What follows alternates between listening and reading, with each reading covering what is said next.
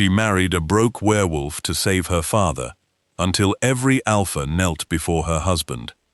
The first alpha dropped to one knee, then another, then another. Within seconds, more than 300 alpha kings, warriors feared across the continent, lowered their heads before a man dressed in patched boots, a faded cloak, and worn leather gloves. The vast throne hall fell silent. Elena's heart stopped. Her trembling fingers still clutched the hand of the man everyone had mocked as a broke werewolf. The same man she had married only weeks earlier to save her father from execution. She looked from the kneeling rulers to her husband, unable to breathe. "No," she whispered. "This isn't possible." The oldest alpha in the hall lifted his head, his scarred face filled with respect. "My king," he said, "the Lycan throne has waited long enough for your return." A deafening chorus followed. "My king, my king, my king." The sound shook the stone walls. Elena staggered backward. She remembered every cruel laugh from the village, every insult, every warning that she had thrown her life away by marrying a poor nobody. She remembered the tiny cottage with its leaking roof, the fields he worked with his own hands, the nights he disappeared without explanation, the old clothes he refused to replace. It had all been a lie. She had never married a broke werewolf. She had married the most powerful man alive. Before she could speak, the great doors burst open. A bloodied royal guard stumbled inside and collapsed onto the marble floor. "Your Majesty!" he gasped. "We've found proof." The hall fell silent once again. The plot against Lady Elena's father, it wasn't about money. The guard looked directly at Elena.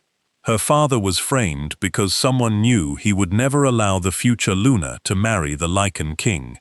A chill raced through Elena's body. Her father had not been arrested by chance. Every tear she had shed, every sacrifice she had made, even her desperate marriage, someone had planned it all from the beginning. She slowly turned toward the husband she barely knew. His jaw tightened, but he said nothing. For the first time since their wedding, Elena realized there was one secret he had never shared. If he was truly the Lycan King, who had forced the king of all werewolves to hide as a broke farmer, and why had they been willing to destroy her entire family to keep his identity buried? Before we uncover how a woman, desperate to save her father, unknowingly married the true Lycan King, take a moment to support the channel. If you enjoy epic werewolf romances filled with shocking twists, hidden identities, and unforgettable love stories, subscribe and turn on notifications so you never miss the next adventure. If this story has already pulled you in, leave a like. It helps more than you know. And tell us in the comments, where are you watching from today? Now, let's return to the night that changed Elena's life forever. The night she agreed to marry the man everyone believed was the poorest werewolf in the kingdom. The rain had not stopped since dawn. Grey clouds smothered the sky above Ashwood Village, turning the narrow streets into rivers of mud. Every roof dripped. Every market stall stood empty. Even the wolves that usually roamed the nearby hills had disappeared into the forest. Inside a modest stone cottage at the edge of the village, Elena Ashford carefully folded the last blanket she owned. It would be sold before sunset. The money would buy enough bread for 3 days, nothing more. She paused when she heard the familiar cough coming from the next room. "Father?" Gregory Ashford smiled as she entered, though the strain on his face betrayed him. "I'm all right. You've said that every morning this week, and one of these mornings I'll be telling the truth." She laughed softly despite herself. Her father had always carried burdens with a smile. Years earlier, after Elena's mother died from silver fever, he had become both father and mother without a single complaint. He taught Elena how to read the ancient moon scriptures, how to care for injured wolves, and above all, how to keep her honor even when the world rewarded dishonesty. He had lived by those words. Unfortunately, so had his enemies. Gregory served as the chief record keeper for the Moon Council. Every trade agreement, every land deed, every royal tax passed through his hands. Powerful alphas trusted him because he refused every bribe ever offered. Others hated him for exactly the same reason. A sharp knock echoed through the cottage. Gregory's smile vanished. Elena opened the door to find 3 royal collectors dressed in black cloaks, embroidered with the crest of the High Council. The oldest held a parchment. Gregory Ashford, I am Gregory. By order of the Moon Council, you are charged with embezzlement, treason against the crown, and illegal trade with rogue pacts. Elena stared in disbelief. That's impossible. The collector ignored her. Your estate is hereby seized. All property belongs to the crown until your debt is repaid. Villagers gathered outside almost instantly. Whispers spread faster than the rain. Treason? I never trusted that family. They always acted too honest. Gregory stepped forward calmly. There has been a mistake. There is no mistake.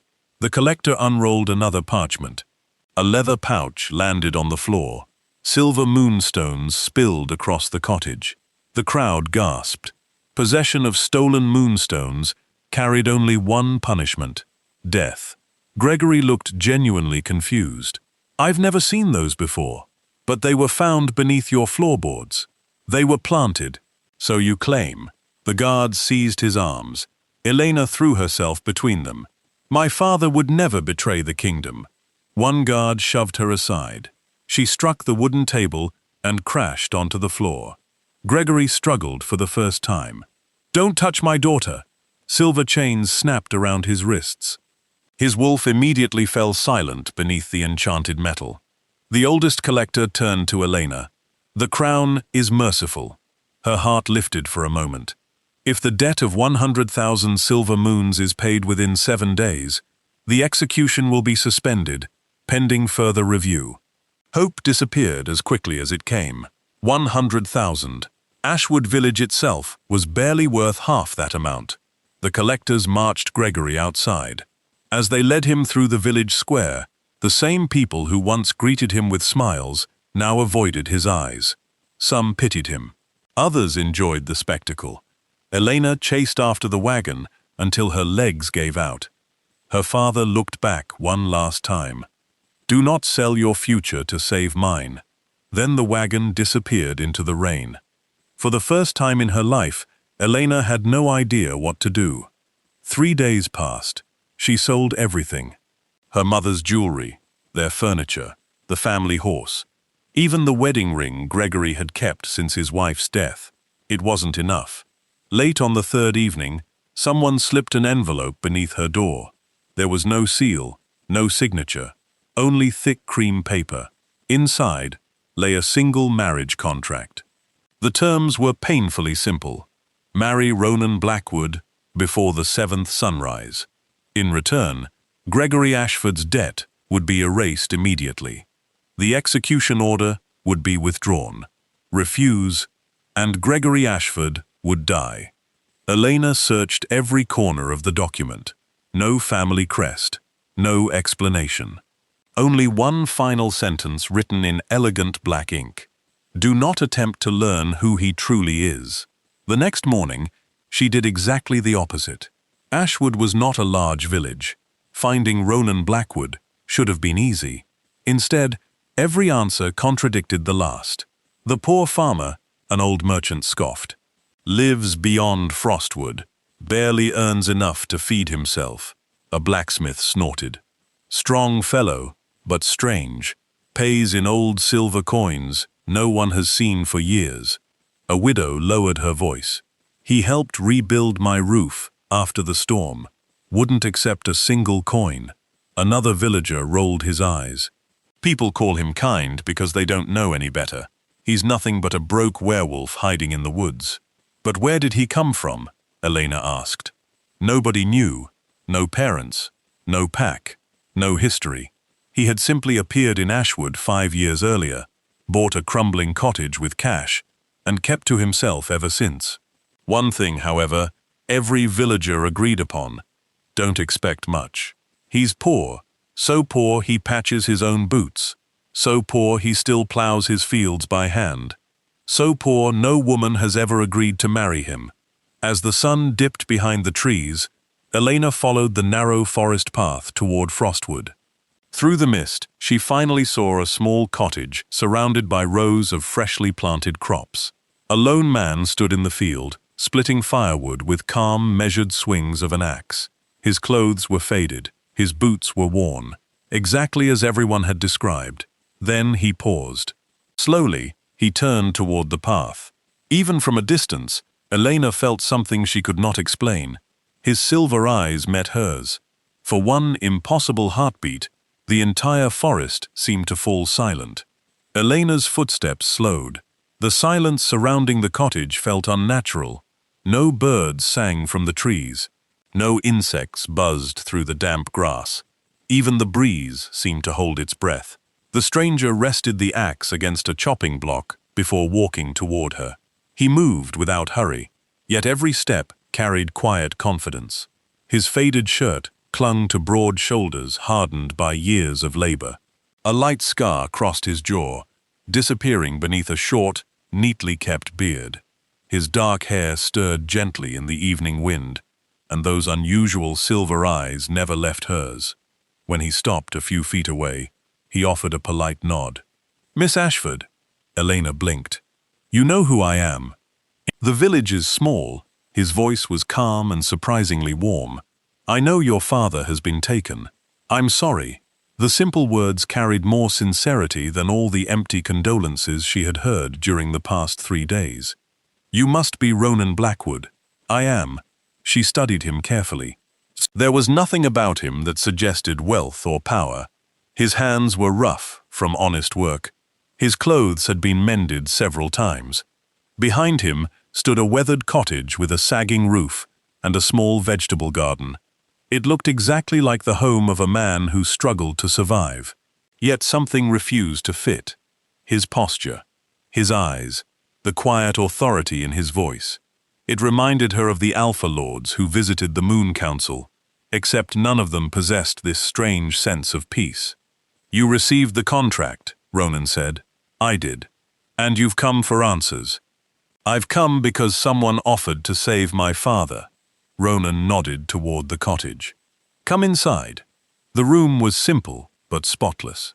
A fire burned gently in the stone hearth. Shelves held only a few books, neatly arranged beside hand-carved wooden figures of wolves. A single table stood near the window with 2 plain chairs. No servants, no luxury, no hidden riches. He poured hot tea into 2 clay cups before sitting across from her. "You've probably heard many stories about me today. None of them matched. They rarely do." Elena leaned forward. "Who sent the contract?" "I did." "Why?" "Because it was the only way to save your father." She frowned. "Then why not pay the debt without demanding marriage?" For the first time, Ronan hesitated. "There are reasons I cannot explain. I deserve to know." "You deserve the truth." He lowered his eyes briefly. "I simply cannot give it to you. Not yet." Frustration tightened her chest. "My father could die in 4 days." "I know. And you expect me to marry a man whose past is a mystery." "I expect nothing." His answer caught her off guard. "If you refuse, I'll burn the contract, and you'll never see me again." He reached into the fireplace, pulled the folded parchment from a shelf above the mantel, and placed it on the table. Without another word, he pushed it toward her. "There." She stared at him. "You aren't going to convince me?" "No.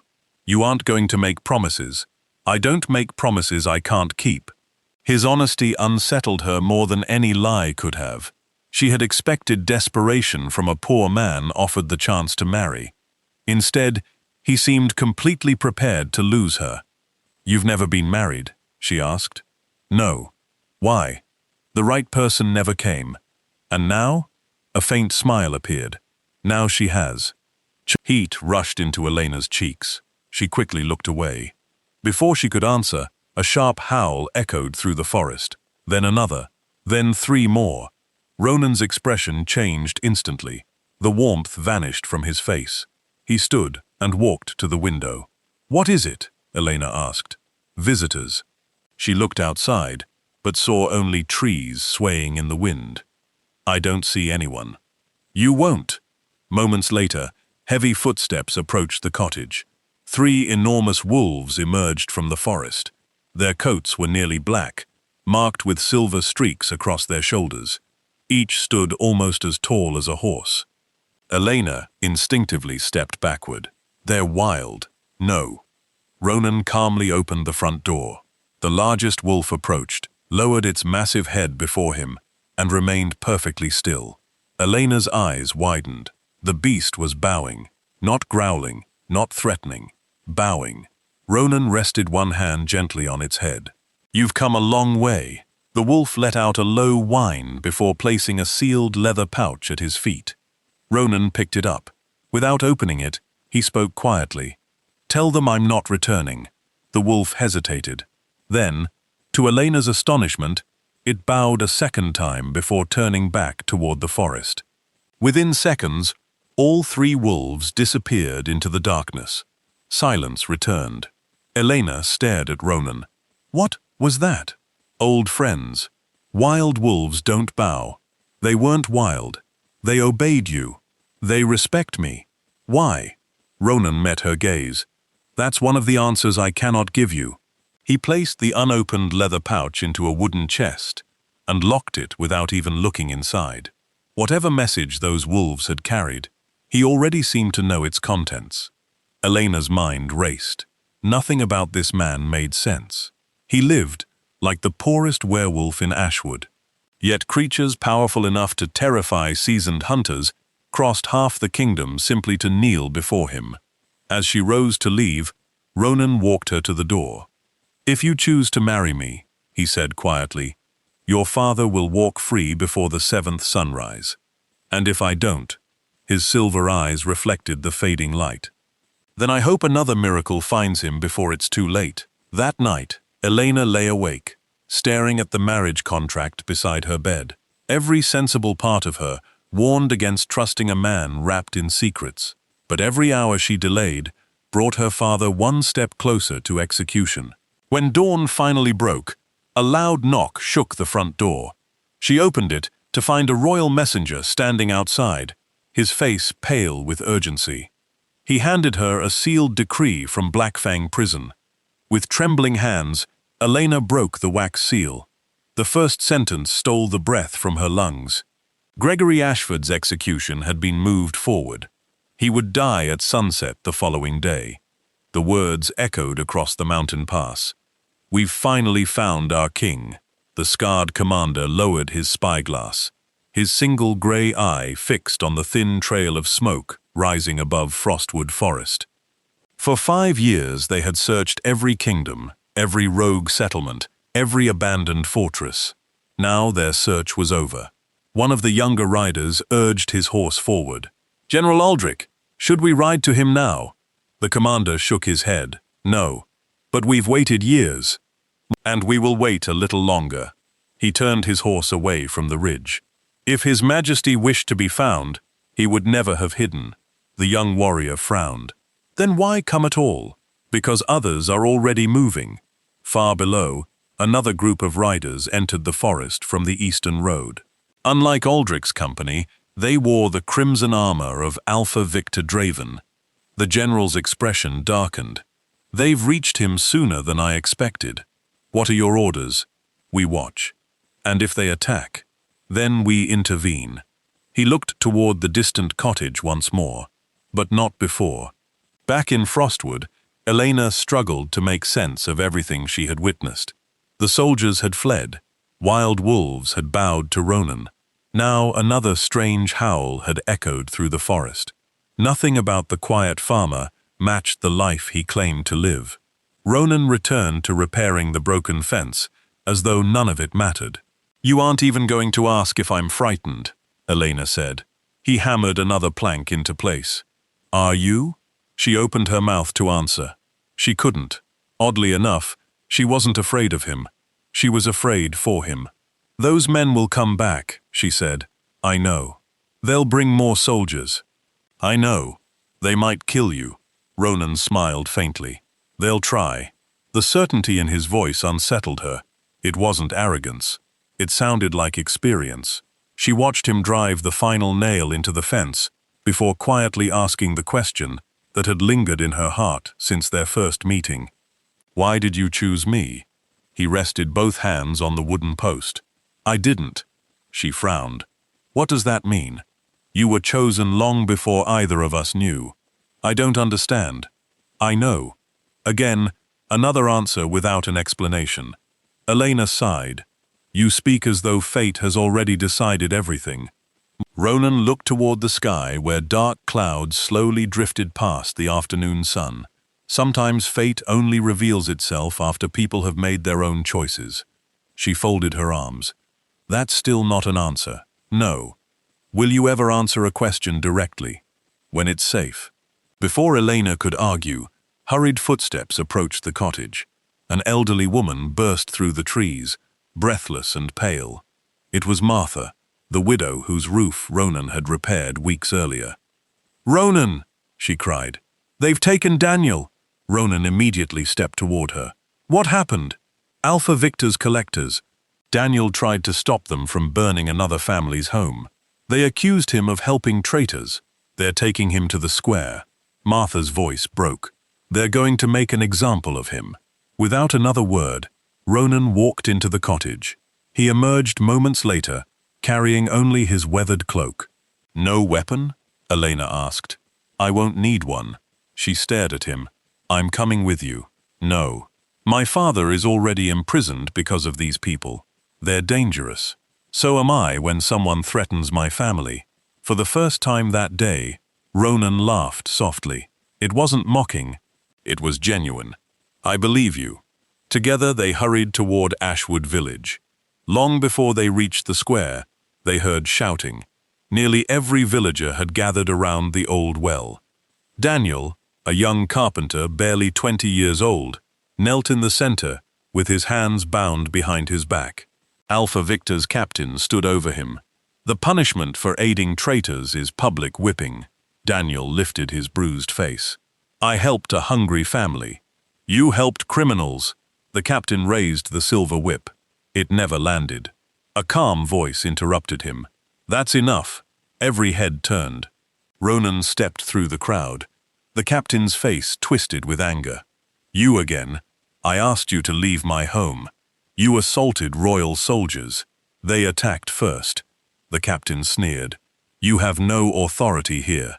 Ronan stopped only a few feet away. "I don't need authority to stop injustice."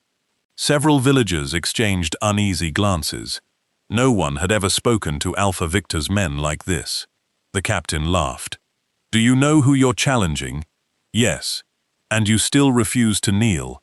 Ronan's silver eyes remained fixed on him. "I kneel to no man who abuses the innocent." A gasp swept through the crowd. The captain's smile vanished. He slowly drew his sword. So be it. This time, he did not come alone. More than 20 hidden soldiers emerged from nearby alleys, surrounding the square. Villagers scattered in panic.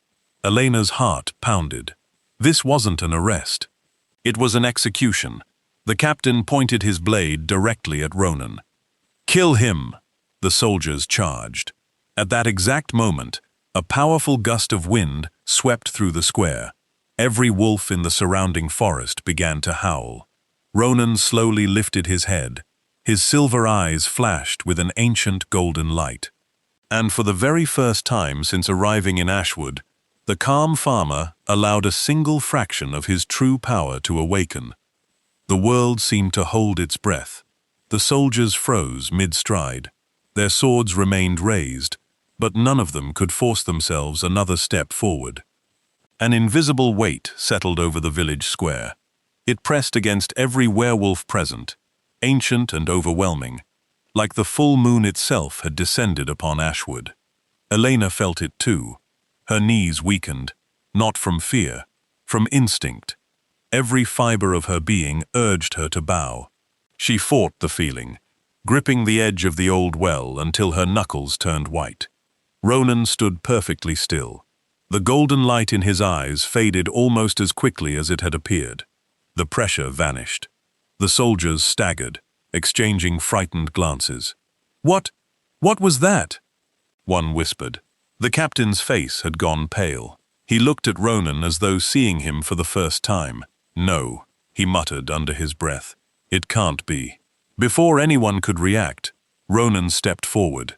His movements were calm, almost effortless. He stopped beside Daniel, the bound carpenter. Stand. Daniel looked confused. My hands. Ronan touched the silver shackles. With a sharp crack, the enchanted metal split in two and fell to the ground. The crowd gasped. Silver forged by the Moon Council was said to be unbreakable, yet Ronan had shattered it with his bare hand. The captain recovered first. Arrest them both. No one moved.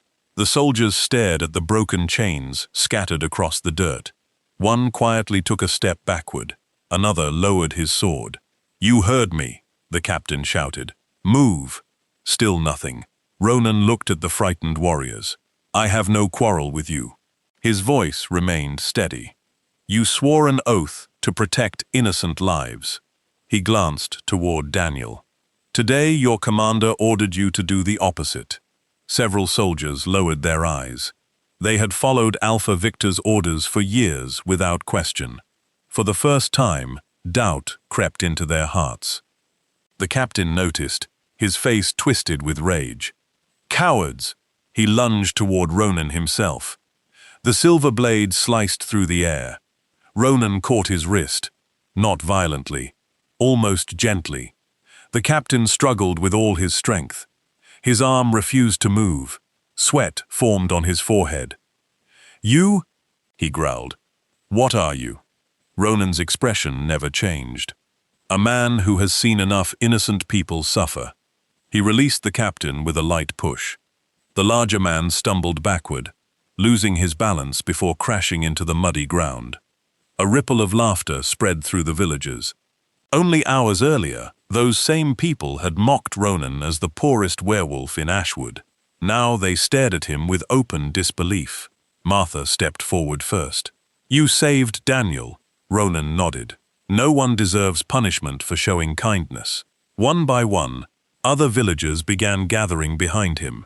The blacksmith, the baker, the widow whose roof he had repaired. Even people who had once ignored him now stood at his side. The captain slowly climbed to his feet, humiliated. You think you've won? He wiped blood from the corner of his mouth. This village belongs to Alpha Victor. Ronan looked directly into his eyes. No, it belongs to the people who built it. The captain's hatred deepened. You've signed your own death warrant. He motioned toward his remaining soldiers. We're leaving. The frightened warriors obeyed immediately. Within moments, the square emptied. Only the villagers remained. Silence settled over Ashwood. Then someone began clapping. It was Martha. Another villager joined. Then another. Soon the entire square echoed with applause. Elena watched Ronan's face. He looked uncomfortable, almost embarrassed. He hadn't acted to become a hero. He had simply done what he believed was right. The applause slowly faded. Daniel stepped forward. You saved my life. You'll repay me. Daniel frowned. How? When someone weaker than you needs help, be the first to stand beside them. The young carpenter smiled. I will. As the crowd dispersed, Elena walked beside Ronan. You could have killed every one of those soldiers. Yes, why didn't you? They were following orders. The captain wasn't. No. Then why spare him? Ronan looked toward the distant mountains. Sometimes fear accomplishes more than death. They had almost reached the forest path, when hurried hoofbeats echoed from the western road. A rider, wearing the royal colors of the Moon Council, galloped into the square. His horse collapsed from exhaustion. The messenger barely caught himself before stumbling toward Elena. Lady Ashford, his voice shook. They've transferred your father. Elena's heart stopped. Transferred him where? The Iron Keep. Her face drained of color. Everyone knew the stories. No prisoner had ever escaped the Iron Keep. It was the kingdom's oldest fortress, built deep within the Blackstone Mountains and guarded by warriors chosen from every Alpha Pack. She grabbed the messenger by the shoulders. Why? The official order says your father will be questioned before execution. Ronan's eyes narrowed. Officially. The messenger swallowed. There was another message. He reached into his cloak and produced a small piece of folded parchment. It was given to me by one of the prison guards. Elena unfolded it with trembling fingers. Only 6 words were written across the page. They know who your husband is. The blood drained from Ronan's face for the first time. He slowly looked toward the northern mountains. Far beyond Ashwood, hidden behind layers of mist, dozens of ancient beacon fires suddenly roared to life, one after another, until the entire mountain range burned with warning flames that had not been lit for generations. Someone had declared a kingdom-wide hunt, and the prey was no longer Gregory Ashford. It was Ronan. The first beacon flared against the darkening sky, then another. Within moments, a chain of crimson fire stretched across the Blackstone Mountains like a burning scar. Every werewolf in Ashwood looked up. Old men who had fought in forgotten wars turned pale. Mothers hurried their children indoors. Even the village elders whispered prayers beneath their breath. Elena stared at the distant flames. What do they mean? Ronan didn't answer immediately. His silver eyes remained fixed on the mountains. They're calling every alpha pack. For what? To hunt one man. A cold shiver ran through Elena. You. He nodded once. She struggled to understand. This doesn't make sense. You're only a farmer. A faint smile crossed his face. That's what I wanted everyone to believe. Before she could ask another question, the sound of galloping horses echoed from the eastern road. Not one rider, dozens. Ronan listened carefully. They're still miles away. You can hear that? They're not trying to hide. He turned toward Elena. We don't have much time. She looked at the folded note still clutched in her hand. They know who your husband is. The words echoed in her mind. Who was this man she had agreed to marry? Every answer only created more questions. We're going to Iron Keep, she said firmly. Ronan looked at her. They'll be expecting us. They already have my father. And they want me to follow. Then that's exactly what we'll do. For the first time since they met, Ronan studied her in silence. Most people would have run. She chose to fight. Finally, he nodded. We leave before sunset. They returned to the cottage. Ronan packed lightly. A bedroll, a water skin, a small leather pouch. Nothing else. Elena watched in disbelief. That's all you're taking. It's enough. No weapons? I have one. She looked around the room. I don't see it. He smiled faintly. You weren't meant to. Before leaving, Ronan walked to a faded wooden chest tucked beneath the staircase. He unlocked it with a small iron key. Inside lay only a worn cloak, folded with unusual care. Nothing more. He lifted it gently, almost reverently. As he draped it across his shoulders, Elena noticed something stitched into the inside lining. A silver wolf wearing a crown. The embroidery was old, but flawless. She frowned. I've seen that symbol before. You have? Where? You'll remember. He closed the chest without another word. As they stepped outside, Martha hurried toward them carrying a basket. I heard you're leaving. She pressed fresh bread, dried meat, and herbs into Elena's hands. You'll need these. You don't have to do this. I do. The elderly woman smiled warmly at Ronan. You've spent years helping everyone else. Let us help you now. One by one, more villagers arrived. The blacksmith handed Ronan a sturdy walking staff carved from oak. Daniel, the young carpenter whose life had been saved, offered a heavy wool blanket. The baker filled another bag with food. Even children came running with small gifts. Wildflowers, handmade charms, simple tokens of gratitude. Elena looked around in amazement. Only yesterday these same people had pitied Ronan. Today, they treated him like family. Ronan accepted each gift with quiet humility. Thank you. No long speeches, no grand promises, just genuine gratitude.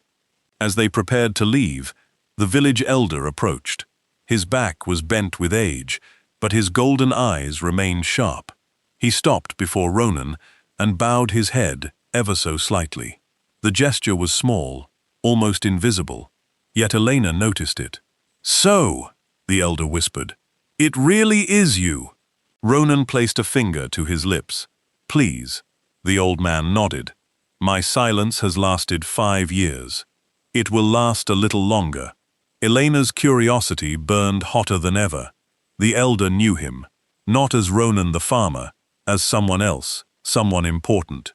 Before she could ask, a distant horn echoed through the valley. Then another, then a third. Ronan's expression hardened. "They're here." They climbed the hill overlooking Ashwood. The sight stole Elena's breath. Hundreds of mounted warriors poured through the eastern pass. Crimson banners snapped in the wind. Alpha Victor had not returned with soldiers. He had returned with an army. At its center rode Victor himself, tall, broad-shouldered, wrapped in crimson armor trimmed with black fur. His cold blue eyes swept across the valley until they settled on Ronan. A cruel smile spread across his face. He raised one hand. The entire army stopped. Victor's voice carried effortlessly across the fields. "Ronan Blackwood!" Silence answered him. Victor laughed. "I've spent 5 years searching for you." Elena's heart skipped. 5 years. The same amount of time Ronan had lived in Ashwood. Victor slowly drew his sword and pointed it toward the village. "Bring me the man hiding behind that false name." His gaze shifted to Elena. "And leave the woman alive." Ronan stepped in front of her. His face remained calm, but something ancient stirred behind his silver eyes. "They've come sooner than I hoped. You knew this day would come. From the moment I entered this village." He took a slow breath. "Everything that happened to your father," he paused, "began because they never stopped looking for me." Elena's world tilted. Her father's arrest, the false charges, the forced marriage. None of it had been random. She turned toward Ronan. Her voice barely rose above a whisper. "Who are you?" Before he could answer, a deep horn echoed from the northern mountains. Unlike Victor's war horns, this one carried a noble, ancient sound. Every soldier in Victor's army turned toward the mountains in confusion. Over the ridge appeared hundreds of black-armored riders, carrying silver banners marked with the crowned wolf. Leading them was the scarred commander from the mountain pass. He rode to the front of his army, dismounted, and without hesitation, dropped to one knee before Ronan. "My king," General Aldrich declared, "we have come to bring you home. If you're enjoying this story so far, this is the perfect time to support the channel. Subscribe if you love werewolf romances filled with hidden identities, powerful alpha kings, and unforgettable plot twists. Leave a like if Ronan's true identity surprised you. Now tell us in the comments, did you suspect he was the Lycan King from the beginning? Or did this reveal catch you completely off guard? Now let's see what happens when the man the world believed was a broke farmer finally steps back into the kingdom that never stopped searching for its true king. The valley fell into stunned silence. General Aldrich remained on one knee, his head bowed. Behind him, hundreds of black-armored warriors did the same. The sound of steel striking the ground echoed across the hills as each soldier rested a clenched fist over his heart. "My king," they said, in one united voice. The words rolled through the valley like thunder. Elena stood frozen. She looked at the man beside her, then back at the kneeling army. Her husband, the quiet farmer who patched leaking roofs, tilled his own fields, and lived in a weathered cottage. The man she had married to save her father. He wasn't poor. He wasn't ordinary. He was the king every alpha in the realm had searched for. Across the valley, Alpha Victor's confident smile vanished. His fingers tightened around the hilt of his sword. "So," he muttered, "you finally came out of hiding." Ronan stepped forward. His worn cloak fluttered in the mountain wind. Nothing about his appearance had changed. His clothes were still plain. His boots still carried patches of dried mud. Yet the moment General Aldrich acknowledged him, the air itself seemed different. Every warrior present felt it, the quiet authority that no title alone could create. A king who never needed a crown to command respect. General Aldrich slowly rose and approached Ronan. He stopped a few steps away. "I failed you. You protected the kingdom. I failed to protect your throne. You protected something more important." Aldrich lowered his eyes. "Your father would have disagreed." For the first time, sorrow crossed Ronan's face. "My father spent his life teaching me that a king exists for his people. He also wanted you on the throne. He wanted peace." Elena listened in silence. His father, a throne. This wasn't a simple inheritance. This was a royal bloodline. Ronan turned toward Victor. "You've spent years hunting ghosts." Victor laughed bitterly. "I hunted a coward." Murmurs spread through both armies. No one had dared insult the Lycan King to his face. Ronan remained calm. "If hiding spared innocent lives, I'd make the same choice again." Victor pointed his sword toward Elena. "Innocent lives? You abandoned your kingdom. You disappeared while packs fought each other. You let lesser alphas struggle for power. And now you hide behind a human woman. Were those innocent lives too?" Elena stiffened. "I'm not human." Victor smiled coldly. "But you were useful." She frowned. "What does that mean?" Victor looked directly at her. "You still don't know." Ronan's jaw tightened. "Enough." Victor ignored him. "Your father believed he was protecting ancient records. He never realized he was guarding something far more valuable." Elena's pulse quickened. "My father never betrayed anyone. I know. He simply refused to hand over one document." "What document?" Victor's smile widened. "The one proving who the true heir to the Lycan throne really was." The words struck Elena like lightning. She slowly turned toward Ronan. "True heir?" Ronan closed his eyes briefly. "There were two claimants." Victor laughed. "Tell her the rest." Ronan remained silent. Victor gladly continued. "Years ago, your husband's father was murdered. The kingdom was told rogues attacked the royal family. A tragic lie. It was an assassination." Gasps spread through Aldrich's warriors. Many had suspected. None had ever heard it spoken aloud. Victor's voice grew louder. "The child who survived disappeared. The throne stood empty. The Alpha Council placed temporary rulers over the kingdom." "Temporary," he repeated with a grin. "That never intended to surrender power." Elena's breathing grew shallow. She looked at Ronan. "You were the child." He nodded. "My mother escaped with me before the killers reached our chambers." Victor clapped mockingly. "Finally, the truth." Ronan's silver eyes never left Victor. "My mother died protecting me. My loyal guards scattered across the kingdom, and those who survived hid my identity, so I could live long enough to reclaim what was stolen." Victor laughed. "Instead, you became a farmer. I became invisible, and that frightened you more than any army." Victor's smile faded. For a brief moment, neither man spoke. The wind swept through the valley. Elena suddenly understood why Ronan had never answered her questions. The truth had never endangered only him. It endangered everyone who stood beside him, including her father. General Aldrich stepped forward. "My king, the Iron Keep has doubled its guards. They know Gregory Ashford remains their only leverage." Ronan nodded slowly. "I expected as much." Victor raised his sword again. "You're too late. The old man won't survive another sunrise." A dangerous calm settled over Ronan, the kind of silence that came before a storm. He looked directly into Victor's eyes. "No." His voice carried across the valley. "You've mistaken patience for weakness." He pulled back his worn cloak. At his belt hung no ordinary weapon.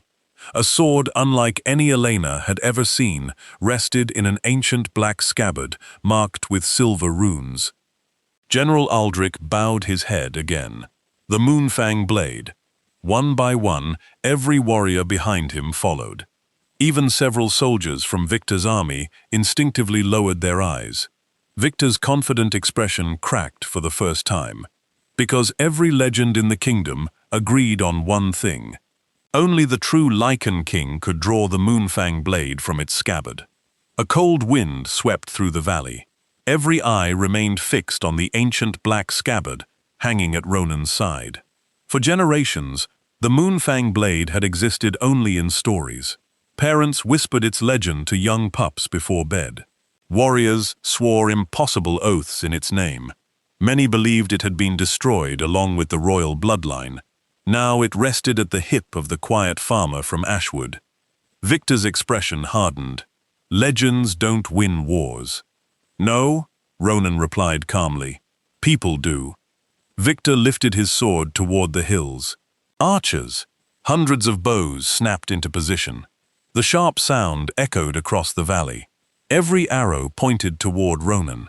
Elena's pulse raced. There are too many!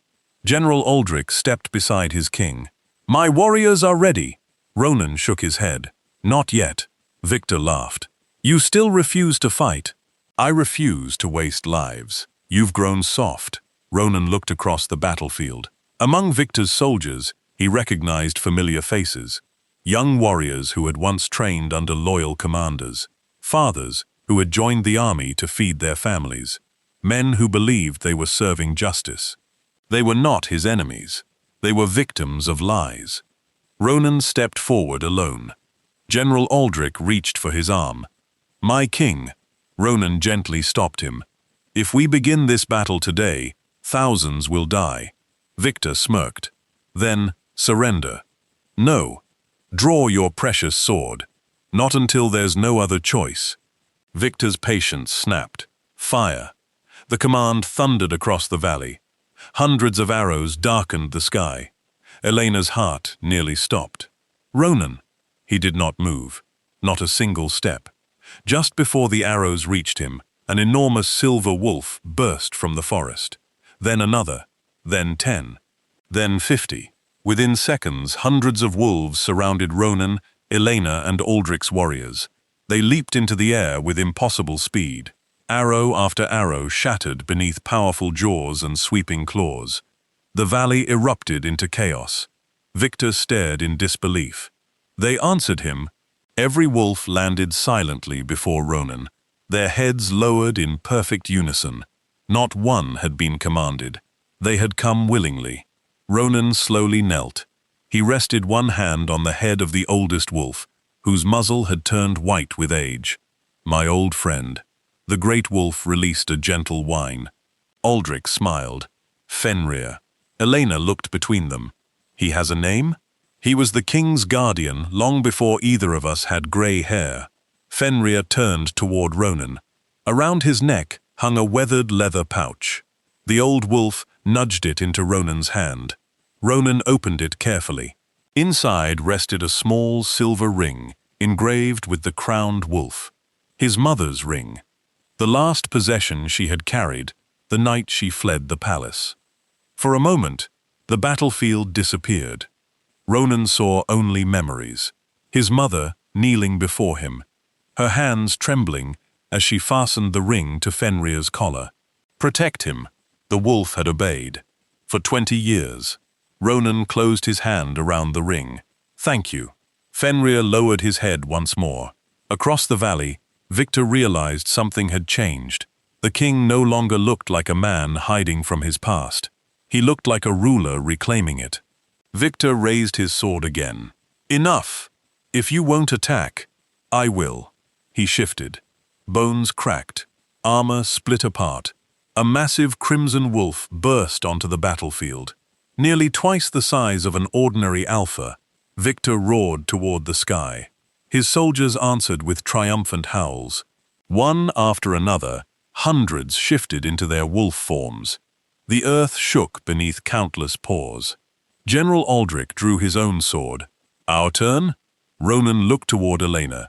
She stood only a few feet away, refusing to retreat, despite the army surrounding them. Fear filled her eyes. But she remained. He smiled softly. I made you a promise. You promised to save my father. I intend to keep it. He removed the simple silver wedding band from his finger. Elena looked at him in confusion. "What are you doing?" He gently placed the ring in her hand. "If anything happens..." She shook her head fiercely. "No. Listen to me. I won't. You will." His voice remained calm. "Take Aldrich. Go to Iron Keep. Free your father. What about you? I'll keep Victor here." She stared at the thousands of wolves gathering across the valley. "You can't fight an army alone." A faint smile appeared. "I'm not alone." The hundreds of silver wolves surrounding him lifted their heads. Another howl rolled across the mountains. This one was answered from every direction. North, south, east, west. New packs were arriving, dozens of them. They poured from forests, cliffs, and hidden valleys. Not under banners, not under orders. They had come because they had recognized the call of their true king. General Aldrich looked toward the distant ridges and slowly smiled. The kingdom remembers. At that exact moment, another rider burst through Victor's lines. His horse lathered with sweat. He threw himself to the ground before Victor. "My lord." Victor's crimson eyes narrowed. "What is it?" The messenger struggled to catch his breath. "The prisoners." Victor frowned. "What about them?" The messenger swallowed hard. "Gregory Ashford has escaped." The battlefield fell silent. Elena's eyes widened with hope. But Ronan's expression darkened instead. He knew Gregory Ashford too well. The old man would never abandon innocent people to save himself. If Gregory had escaped, he wasn't running.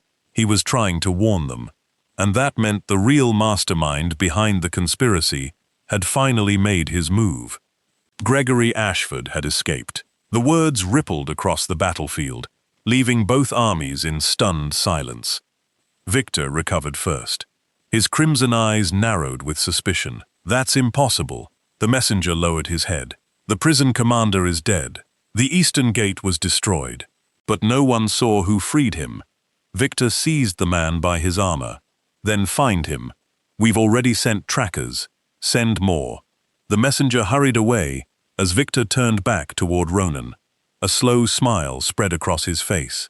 "So this was your plan." Ronan remained still. "It wasn't." "Liar.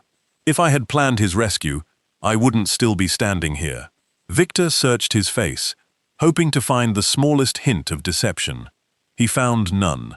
For the first time that day, uncertainty crept into Victor's thoughts. If Ronan hadn't rescued Gregory, who had? Across the field, Elena stepped beside her husband. "My father wouldn't run." "I know. He would come looking for me." Ronan nodded. "And for something else." She frowned. "What?" "The truth."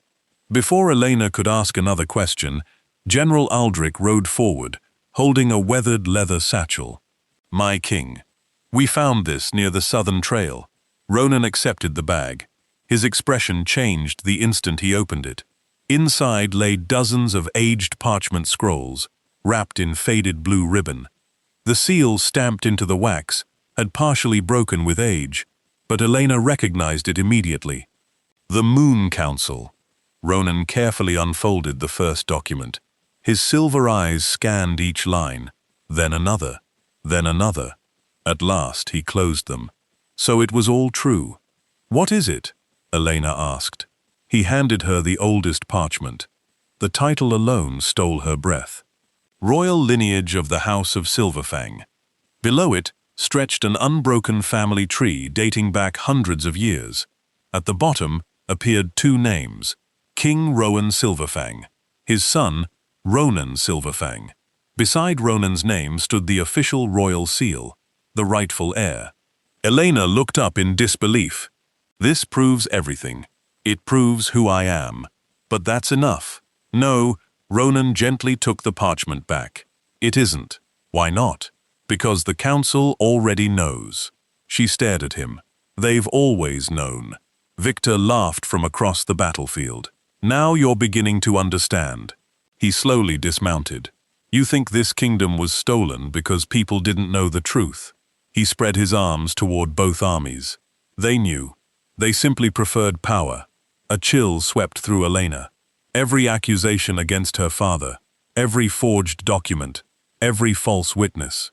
None of it had been created to hide the truth. It had been created to bury it forever.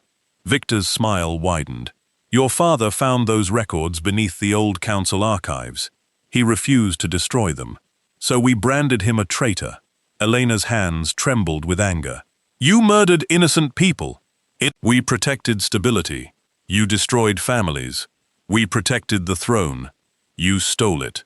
Victor shrugged. History remembers victors. Ronan calmly stepped forward. No, it remembers truth. The wind shifted. Clouds drifted away from the full moon, bathing the valley in silver light. One by one, wolves from every pack began emerging from the surrounding forests. Grey wolves, white wolves, black wolves. Old rivals stood beside lifelong enemies. No banners divided them. No alpha commanded them. They had answered only one call, the call of their true king. General Aldrich smiled quietly. I haven't seen the packs united since your father's reign. Ronan looked across the gathering wolves. Many carried scars from battles fought against one another. Years of division, years of manipulation, years of believing lies. Enough. He took one more step into the center of the valley. His voice carried effortlessly beneath the moon. I didn't return for revenge. The wolves listened. I didn't return to punish those who followed false leaders. Even Victor's soldiers remained silent. I returned because this kingdom deserves peace. He looked toward the frightened warriors wearing Victor's colors. You were told I abandoned you. I never did. You were told your enemies stood across this valley. They do not. Your enemy has always been the fear that kept this kingdom divided. Several soldiers slowly lowered their weapons. Victor noticed immediately. Hold your lines! No one moved. Ronan continued. I won't ask you to fight for me. I ask you to fight for your children, so they inherit a kingdom built on truth instead of lies. A young captain from Victor's army stepped forward. His hands shook as he removed the crimson cloak from his shoulders. He dropped it onto the ground. Then he knelt. My king. Another soldier followed. Then another. Within moments, dozens of warriors crossed the battlefield, not to attack, to kneel. Victor's face twisted with fury. Traitors! He shifted into his massive crimson wolf once more. His roar echoed across the valley. The remaining loyal soldiers hesitated. The battle that Victor had carefully prepared for 5 years was falling apart before it had even begun. Then, from the northern ridge, a lone figure appeared. An older man wearing torn prison clothes. His wrists still bore broken silver shackles. Gregory Ashford. He staggered forward, exhausted and wounded. Every eye turned toward him. Gregory raised one trembling hand toward Ronan. My king. His voice cracked. They're too late. He reached inside his coat and pulled out a small iron key stained with dried blood. The Vault of Shadows has already been opened. A look of genuine alarm crossed Ronan's face, because only one thing had ever been hidden inside the Vault of Shadows, the artifact that had destroyed his family 20 years earlier, and now it was in the hands of the true architect behind the conspiracy. The valley descended into silence. Even Victor's furious growls faded as every eye fixed on the iron key in Gregory Ashford's trembling hand. Ronan crossed the battlefield in 3 long strides and caught the older man before he collapsed. You shouldn't have escaped, Ronan said quietly. Gregory managed a tired smile. I didn't escape. They let me. Ronan's eyes narrowed. Who? Gregory looked toward the northern cliffs. The man who has been hiding behind Victor all these years. A chill swept through the gathered wolves. Victor was only a pawn. Ronan had suspected it for years. Now he finally had confirmation. Gregory continued, fighting for every breath. The Vault of Shadows wasn't opened by Victor. He doesn't possess the royal blood needed to break its seal. Elena knelt beside her father, tears filling her eyes. Father? Gregory gently squeezed her hand. I'm all right. No, You're not. I am now. He looked at Ronan. I kept the truth hidden as long as I could. You kept your promise, Ronan replied. Gregory slowly shook his head. I only kept half of it. He reached inside his torn coat once more and withdrew a small bundle wrapped in faded blue cloth. Ronan carefully unfolded it. Inside rested an ancient silver crown, simple, elegant, untouched by jewels. Its only decoration was the crowned wolf engraved across the front, the crown of Silverfang. A murmur swept through every pack. It had never been lost. Gregory smiled weakly. Your mother gave it to me the night she fled the palace. She said one day the rightful king would return. I've waited 20 years to give it back. Ronan closed his eyes. For a long moment, he simply held the crown. Not as a prize, as a final gift from the family he had lost. Victor suddenly laughed. The sound echoed across the valley. You think a crown changes anything? His massive crimson wolf stepped forward. The council still controls every fortress, every treasury, every army. They'll never accept you. Ronan looked at him calmly. They don't have to. Victor roared and charged. The earth shook beneath his enormous paws. Elena cried out, Ronan! This time, the king did not remain still. His hand settled upon the hilt of the Moonfang blade. With one smooth motion, he drew it free. Silver light exploded across the valley. The blade sang beneath the full moon. Every werewolf present felt its ancient power. Some instinctively bowed, others fell to one knee. The Moonfang blade had recognized its master. Victor leaped. Ronan moved. The clash lasted only a heartbeat. Steel never struck flesh. Instead, Ronan stepped aside with effortless precision, allowing Victor's own momentum to carry him forward. Then he placed the flat of the Moonfang blade against Victor's shoulder. The ancient runes blazed. A burst of silver light surrounded the crimson wolf. Victor howled in agony. Dark smoke poured from his body. Not blood, shadow. The crowd watched in disbelief as a black, ghost-like figure tore itself free from Victor's back. It towered above the battlefield with glowing crimson eyes. The true mastermind, the ancient royal advisor known as Malakar, the man who had manipulated kings, murdered Ronan's parents, corrupted the Moon Council, and ruled from the shadows for 2 decades. So, Malakar hissed, you finally remembered who your real enemy was. Ronan lifted the Moonfang blade. I never forgot. The shadow lunged. Instead of meeting it with anger, Ronan raised the crown of Silverfang high beneath the full moon. The crown began to glow. Every wolf in the valley howled together. Their voices merged into one. The sound rolled across the mountains like a living storm. Moonlight poured from the sky, surrounding the ancient crown, the Moonfang blade, and the gathered packs. Malakar screamed as the light engulfed him. His shadow twisted violently before dissolving into countless silver sparks that vanished into the night. Silence followed. Victor collapsed onto the grass in human form. The crimson color had disappeared from his eyes. He looked around in confusion. What have I done? Ronan sheathed the Moonfang blade. You'll spend the rest of your life answering that question. General Aldrich stepped forward with several warriors. They placed Victor under arrest without resistance. Across the valley, the remaining soldiers laid down their weapons. The war was over. Ronan turned to Gregory. You saved more than my life. Gregory smiled at Elena. No, I saved hers. He gently placed Elena's hand into Ronan's. I always prayed my daughter would marry a good man. He chuckled softly. I simply never expected she would marry a king. The old record keeper looked across the united packs, standing together beneath the moon. His eyes closed peacefully. This time, they did not open again. A single tear rolled down Elena's cheek as Ronan wrapped one arm around her shoulders. No one spoke. Every alpha bowed their heads. Not for a king, not for a hero, for an honest father whose courage had restored an entire kingdom.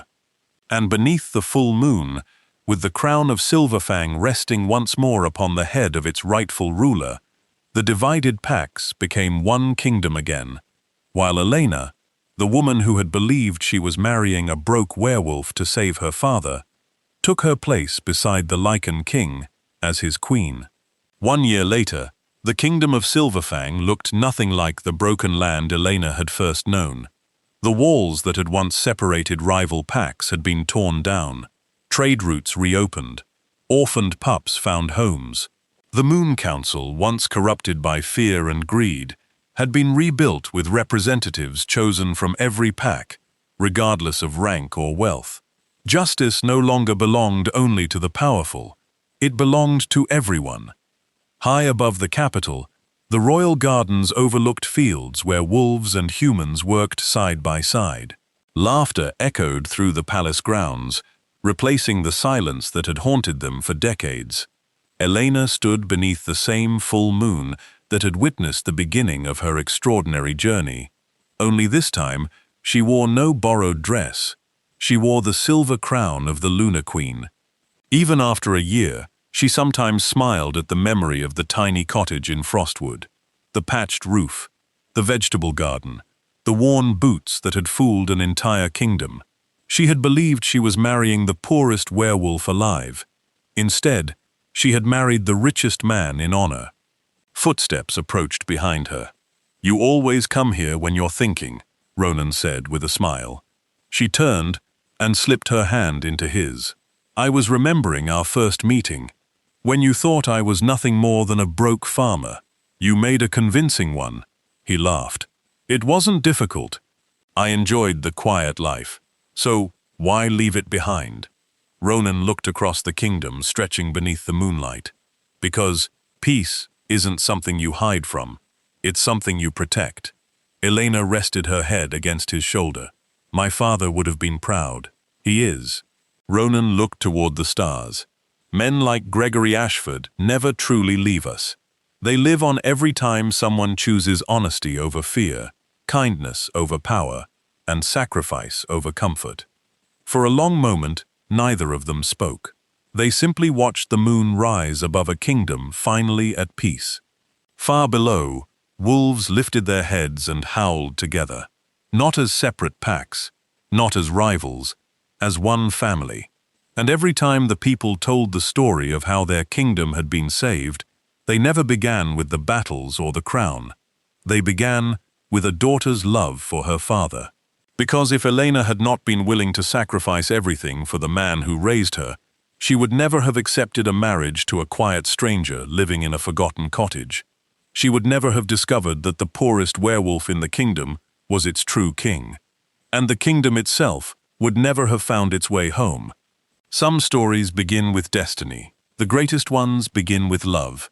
If this story touched your heart, don't forget to subscribe for more unforgettable werewolf romances filled with hidden identities, powerful alpha kings, and emotional twists. Leave a like if you believed Ronan deserved his throne, and let us know in the comments what your favorite moment was. Was it Elena's sacrifice for her father, the moment every alpha knelt before the true Lycan King, or the final reunion that restored the kingdom? Thank you for spending this journey with us. Your support helps us bring more epic stories to life every week. Until our next adventure, stay safe, and we'll see you in the next story.